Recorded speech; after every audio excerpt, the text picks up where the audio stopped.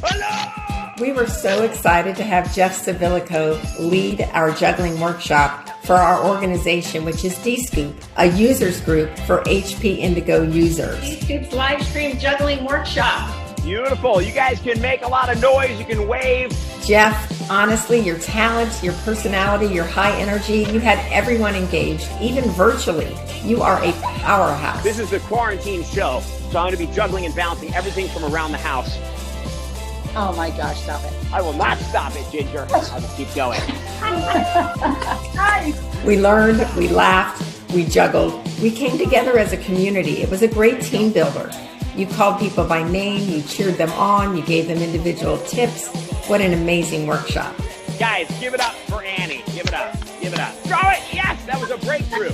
Nice try. Period. As we shelter at home, this is a great workshop for parents and kids of any age to do together.